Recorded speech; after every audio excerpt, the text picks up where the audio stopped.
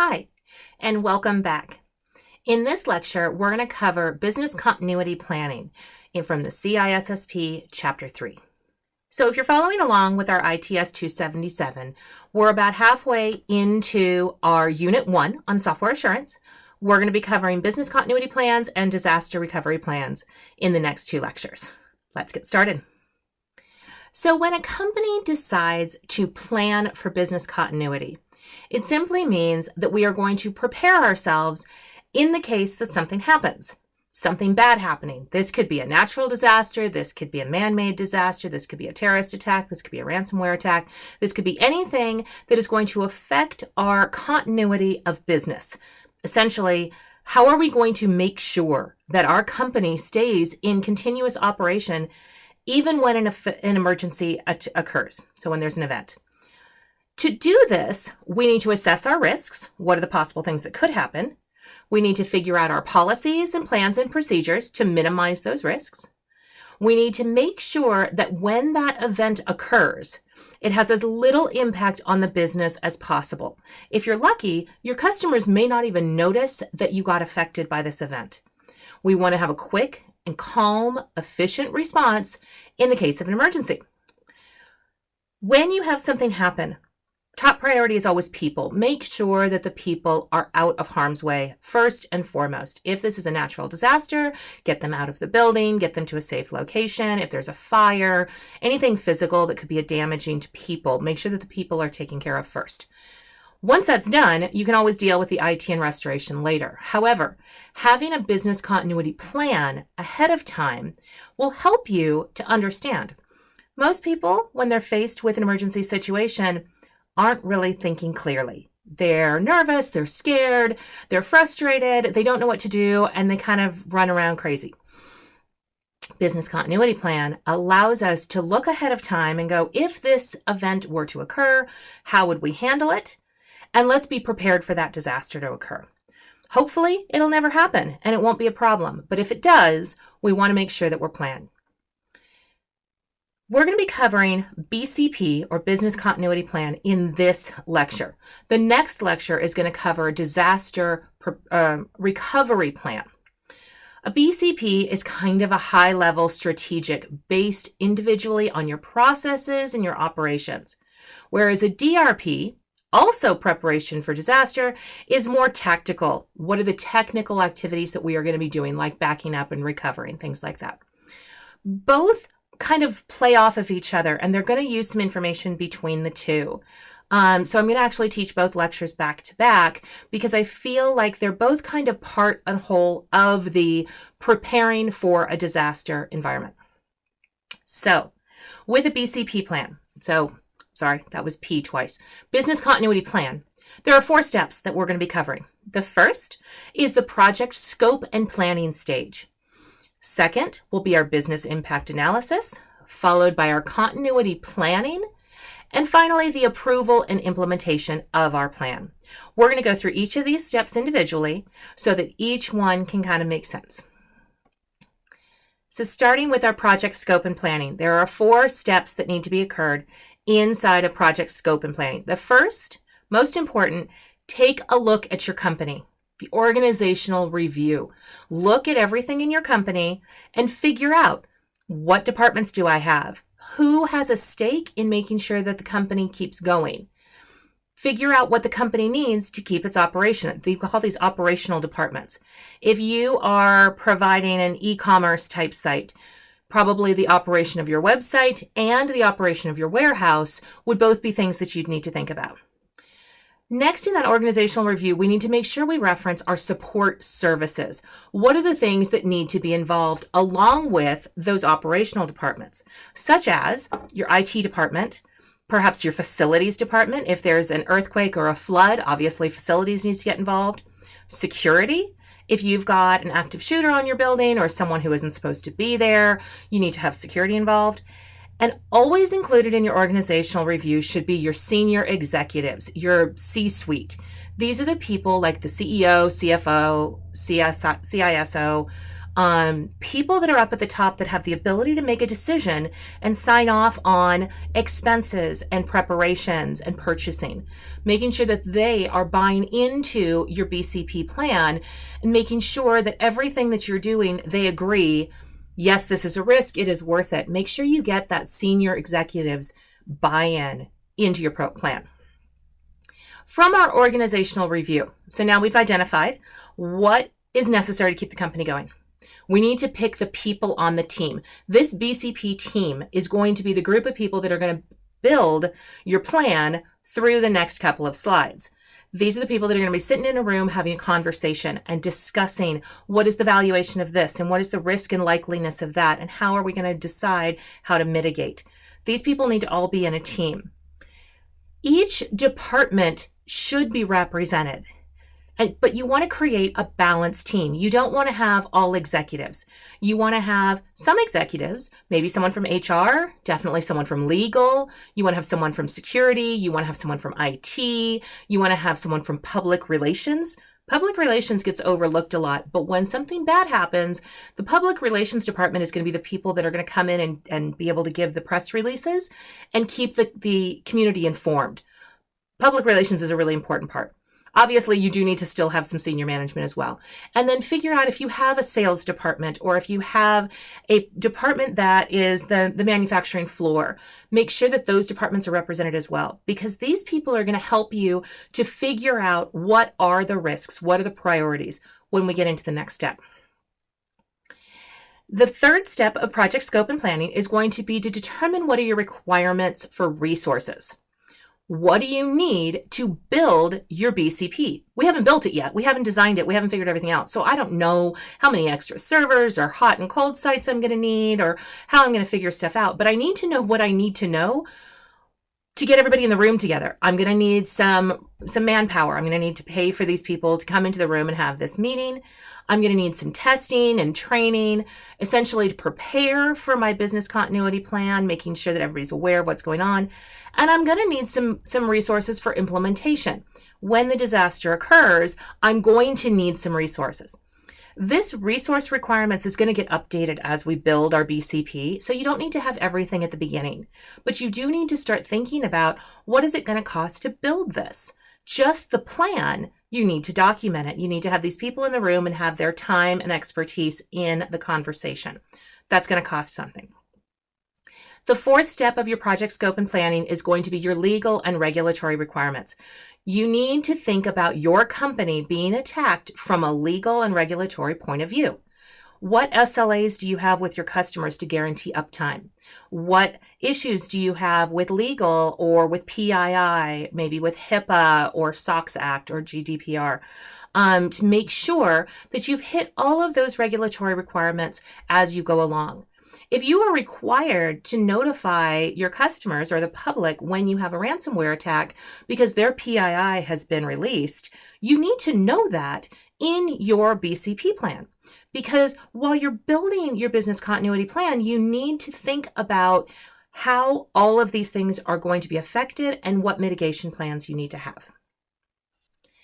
So you finished your planning, you've got your team. Everybody's in a room together. It's time to start building your business impact analysis, or your BIA. Your BIA consists of both quantitative and qualitative analysis. Quantitative, meaning that it has to do with numbers. You're actually building your asset valuation, your ALO, your CIO, or your single loss equivalency or expectancy, and your annualized loss expectancy. So the actual numbers. You have to do the quantitative, but you also have to do the qualitative. What are we going to lose as far as business relations, customer relations, reputation, different things that could go in there. Even if we didn't lose the building, is the downtime going to damage our brand?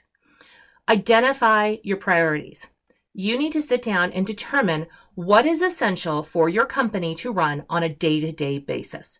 What are the critical business functions, and rank them in order of importance. Make sure that you ask each member of the team in every department that you have represented, what is the most important thing for them to do their job? If it's IT, do we need to have power? If it's human resources, do we need to make sure that we have the people on site? Does it need to make sure that we have water and septic and sewer working? If it's sales, do we need to have the ability to process credit cards? There are different things that each department is going to determine is the most important thing in their department. Which means if everybody in your team brings forward 5 items that occur, you've got a pretty good list of priorities. You can then turn around and rank them and allow the group as a whole to determine, hey, this is the most important, this is the second most important, so on and so forth, as we go through what is the most priorities in order of our day-to-day operations. Now, we need to start talking about risk. Natural risks, like storms, earthquakes, floods, or man-made risks like terrorism, theft, fire, internet disruption, maybe espionage, maybe insider issues, or, social engineering, different attacks like that. We also need to be aware of the risks of both on-site and having your data in the cloud. If your data is in the cloud, there are certain risks there. If your data is on-site, there's different risks there. At this point, we should probably represent what the 3 acronyms are at the bottom. Our maximum tolerable outage, or maximum tolerable downtime, if you want to put a D at the end. This is how long can my company actively be down before people start freaking out? People start getting upset. Can I be down for 24 hours? Can I be down for an hour? Can I be down for 10 seconds? And then everybody starts to get uncomfortable. I've noticed recently when you have the down detector and it documents that Instagram was down for 45 minutes, people are starting to lose it. Facebook goes down, Twitter goes down, and all of a sudden people think the world is falling apart. So the maximum tolerable outage in those companies is pretty short. For your company, you might be able to be down for a day, and it might be okay. It depends on your company. If you are running something that is critical or time critical and you need to have something done every second, every millisecond, your maximum tolerable outage is pretty small. Next one is the recovery time objective. When it goes down, what are we trying to make as our getting it back up? So if I say my maximum tolerable outage is 1 hour, my recovery time objective might be 10 minutes. I want it to be back up in 10 minutes, but I'm willing to accept an hour. If my maximum tolerable outage is 24 hours, I want my recovery time objective to be an hour or 2. I want to be back up in an hour or 2, but I will tolerate 24. And then you have your recovery point objective. At what point are we satisfied that we have recovered? It doesn't have to be 100%. It can be 80%. It can be some part of everything is working, but not everything is. And that's okay. We need to define what we call our recovery point objective and define that as saying, as long as we get to here, we're good. We are going to declare ourselves recovered, even though obviously there's other stuff we still have to deal with.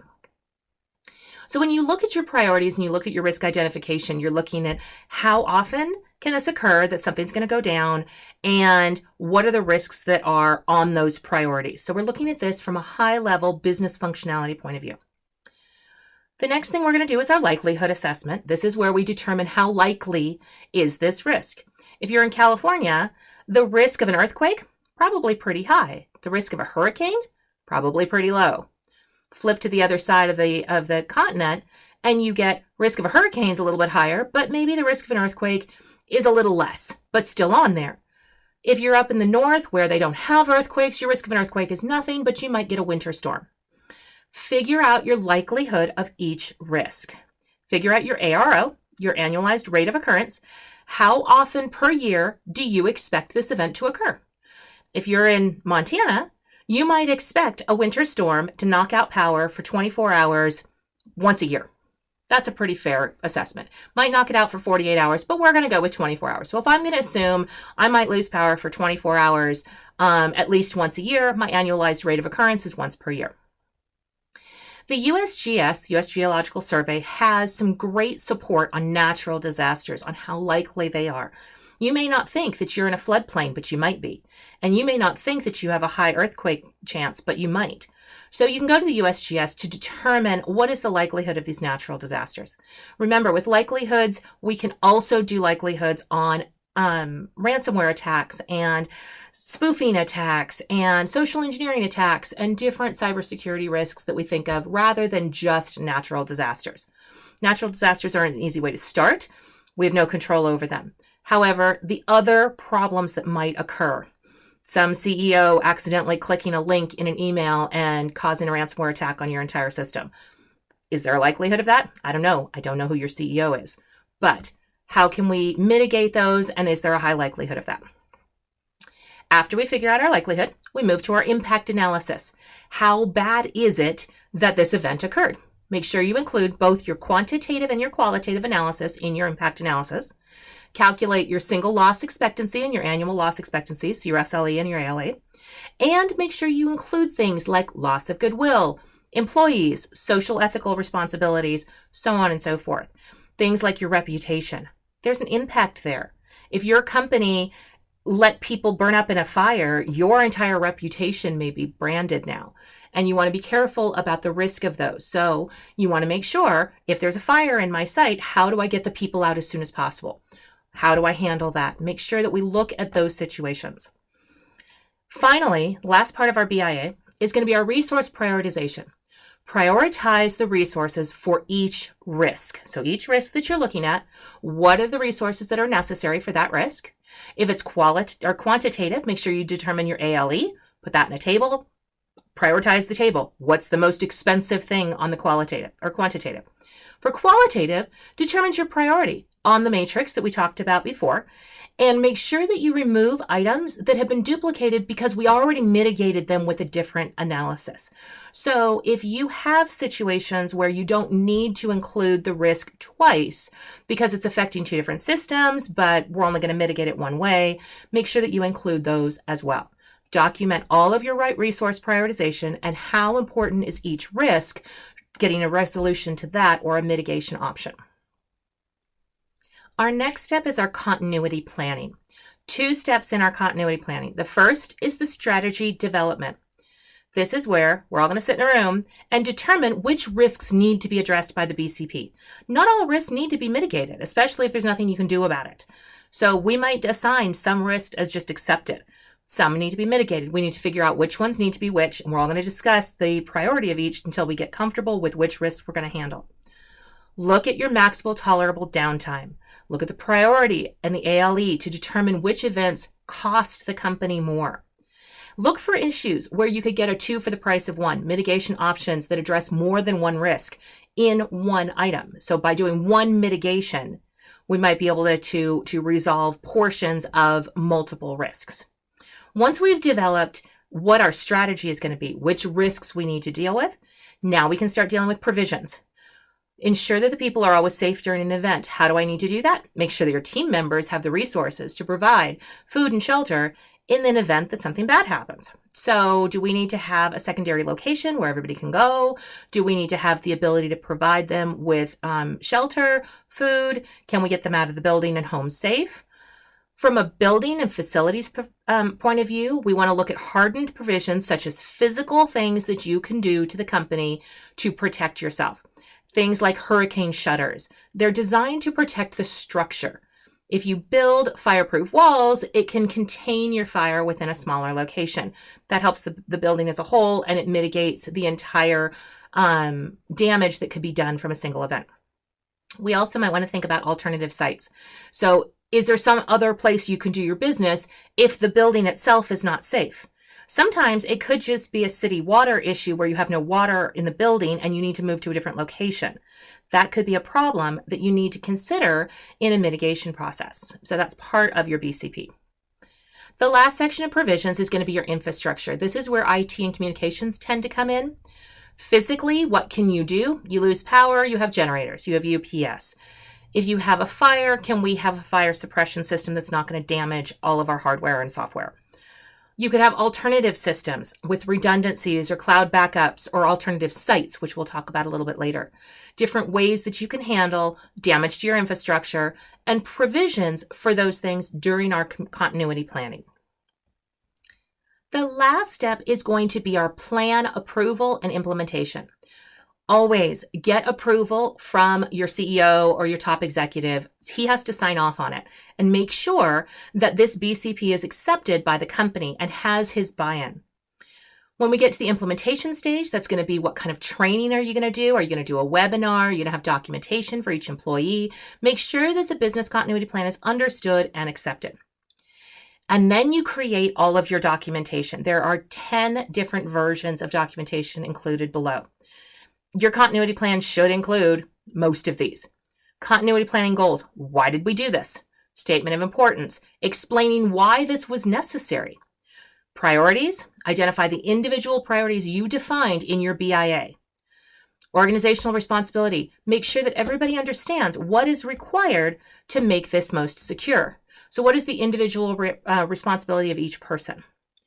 Urgency and timing. Understand the criticality and implementation.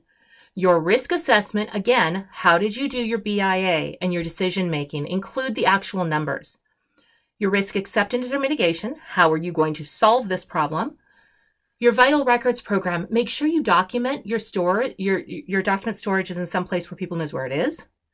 Your emergency response guidelines, make sure you have your list of contact information, secondary responses, and then finally, your maintenance and training. Make sure that you know how to change your documentation and run exercises for your team members. So to summarize, those who fail to plan to fail. A business continuity plan helps everyone to understand what to do in a crisis situation. The plans and procedures are always helpful because when people are scared or unable to think rationally, having a checklist, having a list of things to do will help them to at least try to get through it safely. And the documentation is always necessary to ensure everyone understands the plans. What is the importance and priorities, the responsibility and the timing, understanding the risk assessments, the acceptance, mitigation plans, and of course, your emergency response guidelines and procedures. Thank you for watching this lecture on business continuity plans. Hopefully you'll come back next time for CISSP Chapter 18 on disaster recovery. Have a great day.